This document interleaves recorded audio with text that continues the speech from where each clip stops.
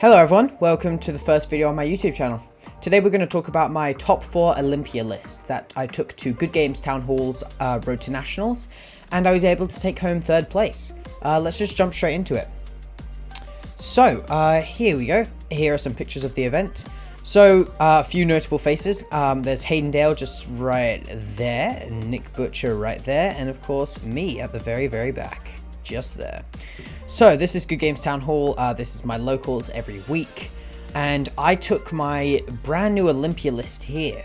So let's just take a look here. This was the tournament. This was the spread. These were the players, the decks they were playing. So Dromai and KO being the most represented decks. KO expected best deck in the format right now. Dromai, yeah, I genuinely did not see that. I mean, Dromai's great. Dromai hasn't really gone too much worse. Just didn't expect to see 4, maybe 2 or 3. A few other notable ones: Dorinthia at 3, Levier at 3, Reinar at 3, Kutsu at 2, and then we got a bunch of 1s. So this was the top 8. Tofik took home the title of first place with Fi. Didn't see that one coming. Personally, I didn't think Fi was as strong as he has been in this meta. Hey, he won Worlds when I didn't think he was very strong. He won this RTN when I didn't think he was very strong. Maybe he's just really strong. Tom Jenkins taking 2nd place with Dromai. There I am, top 4, alongside Nick Butcher, who was also on Dromai. Alessandro, who was the undefeated play at the end of Swiss. Troy on Azuri. Hayden Dale on Reinar, his super interesting Reinar list, and my coach, Steven, who was playing Kano. I am a Kano main, and I'll get into why I chose to take Olympia. Either way, my rounds, let's go through those real quick. So, round 1, I was against this new Reinar list, which is built to beat Fatigue. So it's like KO's the meta, Fatigue's the anti-KO, and then there's the anti-anti. So, yeah, it was an interesting build. It's pretty strong. I just didn't see it perform. Those 2 people that took the same list, two people, my friends, and they both took the same KO Reinar list, and I just haven't seen it perform very well. Both, one I think going 1 and 4, the other going 2 and then 0-2 and then dropping. So I'm not saying Reinar's bad. He's very strong. Hayden Dale took him to top 8, where he lost to actually a Dromai. But yeah, I just didn't see that list doing so well, and I was able to close it out on Fatigue. Round 2, I was into Fluke and Box John Warden, and he brought in his Dorinthia list with all the gold foils and marvels. And I was able to fatigue it out pretty well. We'll get into the deck list later. A little spoiler though, I'm running Rainbow Steelblade Shunt. So, dealing 9 damage just through my D-Reacts alone, putting a bit of pressure on, taking a bit of damage. Late game, able to strip cards from his hand, and I was able to close out the win there. 3rd round was into the one and only Nick Butcher on Dromai. You'll see my deck list in a sec, but Dromai is not good. So we did take the L on that one. Round 4 was into a KO. KO is pretty good. Not good enough though. Not into Fatigue. Fatigue does take the win on that one. And so I was able to take down KO. He didn't see his blood rushes until late game, and I was able to close out the win. Final round was into Tom Jenkins, who was on Dromai. Dromai is not a winnable matchup. Nick Butcher, in his words, put it as, the only way I'm winning this matchup is if he leans back too far in his chair and passes out. So, Dromai is not a favored one. Took the L. I was 3-2, relying purely on tie breaks to get into this. And I know this doesn't sound good, but 2 Dromais, 2 of my worst ones. Took the L to them, 3-2. I did have good tie breaks from the first 2, so I got into the top 8 first place. The top 8 was a bad field for me. A Fi can't be fatigued. 2 Dromais, one of the best Reinars there. Of course, Hayden Dale, Arsenal Pass, the man himself, playing Reinar would take away my hand, and a Kano who could just stack kill me. Not a good one. The only 2 I wanted to play against was Azuri, which is still not great, and of course the Dorinthia. And I was like, okay, the Dorinthia is playing into Hayden Dale. I don't know how that's going to go. And then Dorinthia actually took the W. So I was into an undefeated Dorinthia. I was kind of nervous. Like, obviously, I mean, I'm not the best player. I'm not amazing. But into an undefeated player, the pressure was on. And I was able to close out that victory. So we took home top 4. Queued into Tom Jenkins again on the Dromai. We said, you know what? Let's go home. And we took the L on the Dromai. As it happens, this deck list does not work well into Dromai. And on that note, we're going to move right into the deck list. So let's look at it here. This is the list. My Olympia fatigue list. We are running Decimator. This is a fatigue deck. This is as fatiguey as it gets. I built this on Tuesday just before the Saturday RTN. A few days before, I ran home from school, proxied up the deck, took it to the Tuesday night locals at Town Hall. I took home the absolute L. I went for all blockouts, but you know why I took home the absolute L? Dromais. I played against, there was 2 Dromais there, played against both of them, took the L to both of them. 2 of the best Dromais in Sydney. I could not close out the win on them, unfortunately, and did take the L on both Dromais. Did fatigue a Prism, though. So that's kind of where we're at. Super fatiguey. This was, this list was in the works. Had just all D-Reacts, Rainbow, Unmovable, Rainbow Steel Blade Shun, every D-React in the land. I was running blue, sync belows. Every D-React I could get, I was playing. Went home, didn't think much of it, played a couple games on Wednesday, Thursday, and on Friday, the night before the RTN, I was like, fuck, we could make this more aggressive. Let's try that. We cut down on Remembrance because I was running 3, don't ask why. And we added Edge Ahead, we added Glint, we added Embolden Blade, we added Hold'em, and we went for something that can put some pressure on. If the KO takes a turn off the Cast Bones, they're going to pay. They're going to get hit with a 5 wager and then go again. So we added those pressure cards. It worked really well on Saturday, obviously, top 4ing. And so this is kind of the list. AB3 for Kano, because Kano is really hard. It's very hard into him anyway, unless they mess up their stack. It's a tough game. It's probably not going to happen.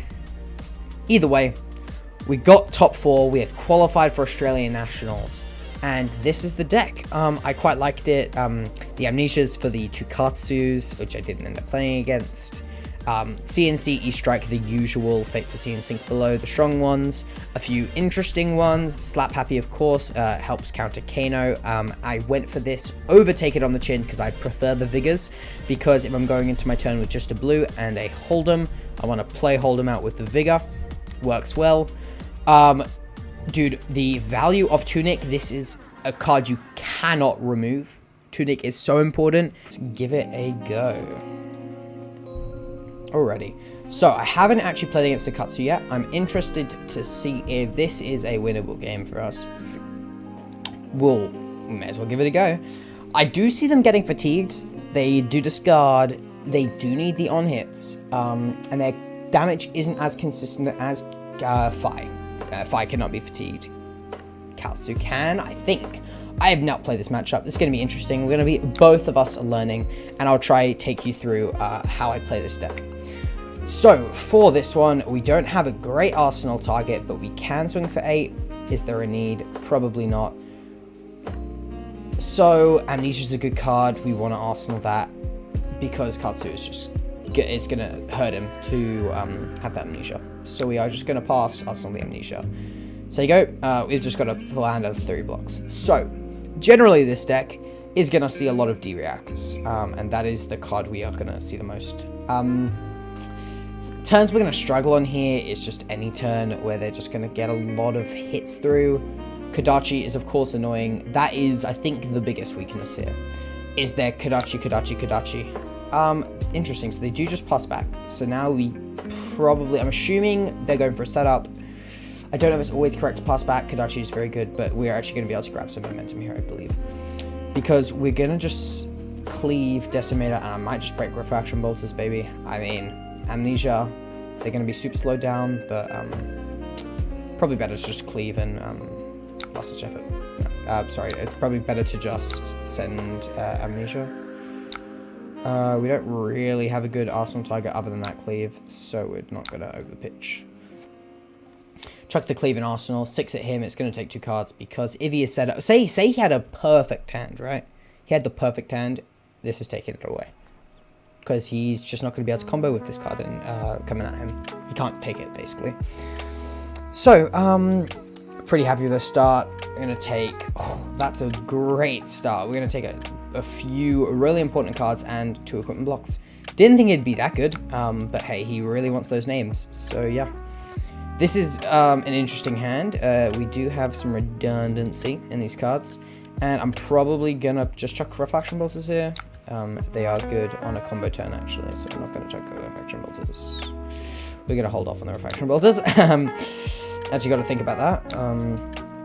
Edge ahead blocks this out. We can take 1 from the next one. I'm pretty sure I'm supposed to block the second one. Again, bear with me on this one. This matchup is not something I'm well versed in. And he is just going to pass back. This is great for us. We're going to have a busted turn now. Where we're going to... I'm just going to show you guys. This is... the like perfect the perfect way for this to go is this deck is trying to set up, and we're gonna be able to punish them because of those changes we made, as I said before.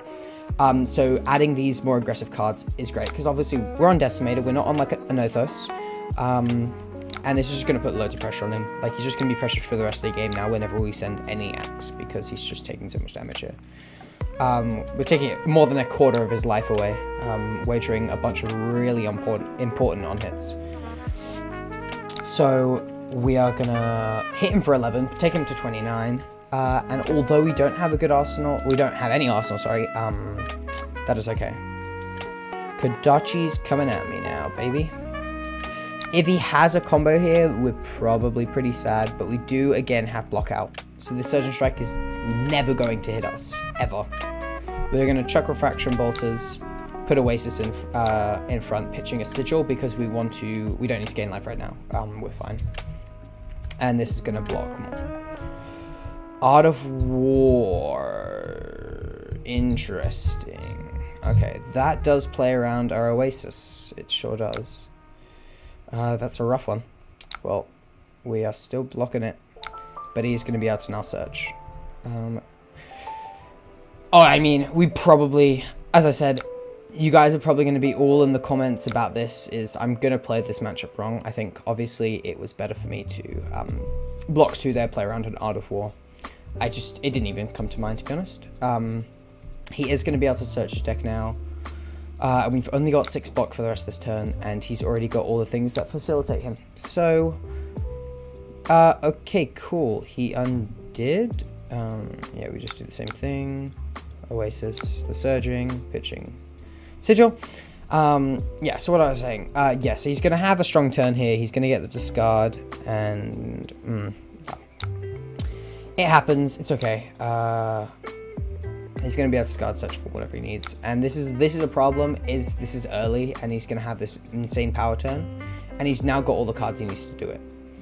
We don't mind Dishonor hitting us, to be honest. This hero ability does not come into play much. I do like filtering with it. We've already got 2 gold on the field, though. So, less important. This guy is playing quite slow. Oh, no, he's choosing a card. No, he's fine. I thought he was waiting for it to resolve. So yeah, it's just a deck that I've been finding is very consistent. I did actually just record a video, my very first one, before this against a KO, which I was able to beat. Although the footage, I forgot to add a mic to the gameplay. So, unfortunately I had to scrap that one, but yeah. This is coming in for 5. We're probably just going to have to give our equipment this turn. We're going to give Brave Forge. And CNC, because if we can attack, we'd love to attack. And we can, of course, break balance if he's going to send something really scary. We want to save it, though, because this is, of course, just turn 4. So, Bonds of Ancestry, what is he discarding is going to be important. If he's discarding something... Okay, he's going to discard a Descending Gust Wave. This has to be... Yeah, so he doesn't have... this effect coming through. It's just gonna be 3 go again, or 4, but yeah. I think we just have to block 3 here. We may just want to hold balance, though. It's just gonna be such a vital piece. We may just have to hold on to it. Breeze Rider's Boots is going to hit. He's not going to break it, of course. I think he's probably coming closer to the end of his turn. I hope. He could have Kodachi. Gust Wave. Mask is gone. It's important to keep that in mind. Hardened Cross Wrap is gone. His equipment blocks are gone. And we can start just really running him low on his cards now. That is something to keep in mind. Is a lot of his power could be gone quite early.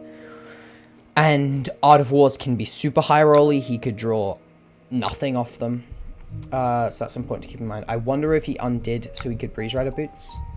That'd be pretty bad for us if he did do that. Okay, no. Okay, we're all good. He's just going to come in for 3, go again. No blocks here, obviously. We don't have any cards left to block. Important to keep in mind, I do have the balance break if I need it, hoping it will hit, obviously, D-React. The good thing is he doesn't have Mask of Momentum, and he's broken Mask of the Pouncing Link, so there's no Salt the Wound, correct? He doesn't, yeah, there's no Salt the Wound being revealed, so we don't have to worry about that. Yeah, cool. So that was the end of his turn. We took 7 damage, and he's lost a whole lot of juice. So I'm pretty happy with that turn cycle. It's also important to keep in mind that he is at 29 right now. Like, he is not at a healthy life total. And we're just going to block this out. Breaking Scales, he could if he wants to break that. Okay, he doesn't want to break that, so he's not getting the discard. And then another Surging Strike, which we can perfectly block out with the Fateful Scene. We're super happy with this. If this is coming to the end of his turn, we're going to top a Steel Blade Shunt. The problem with Steel Blade Shunts is their effect is less useful because Kodachis, just the way they work, it doesn't work as well because you're overblocking, minimum overblocking 3 on the Kodachis. Do we need to block a Kodachi? I think we should block a Kodachi because Fighting Spirit is just going to stick in our hand. We could draw off a gold with it.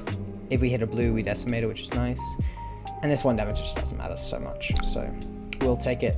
And then we'll gold. He is pitching a lot of cards each turn. And we did draw a blue. So it's pretty good for us. Oh wait, did we opted that? What am I talking about? We opted the Steel Blade Shunt. We knew it was at the top. But yeah, he is pitching a lot of cards and he's not running through too much. We're only up 14 cards on him. So this is going to be a long game. It's going to be a grinder. But we are going to be able to put some pressure on his life. He is at 25 now, so if we can continuously put some pressure on. Problem is we draw hands like this where we're not blocking so well. We've still got 14 blocks with an all red hand, which is quite impressive. And that's, I mean, I'll say it's kind of where this deck shines, you know. The fact that we can do this, we are going to block this out, and I don't mind over blocking this one because of Breaking Scales. And if he really needs to search, he can't. So yeah, Fateful Scene out of the arsenal is fine.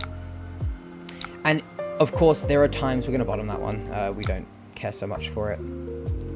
There are times where he's just going to have off turns. Like, this is not a big turn. If this is like, I could see this being the end of his turn. And if this is the end of his turn, we're going to Oasis this, Arsenal Steelblade, and Sigil. Of course, it's not, I don't know why I said that. It's a Bonds of Ancestry. Of course, it's not the end of his turn. But yeah, we can just Oasis this. Thing about Kazu is he really wants to play against those decks that don't block. Like, I would say he kind of sweeps the floor with Fi. Because Fi's not blocking him, he's getting all his search on hits sort of things. This is going to be 3, go again. He doesn't have anything else, correct? He can't attack with that, can he? He didn't discard the banish 2 things. Banish a card with combo from your graveyard if you search your deck. Okay, right, yeah. So it's just banishing that. This is just 3. Okay. And he conceded. Interesting.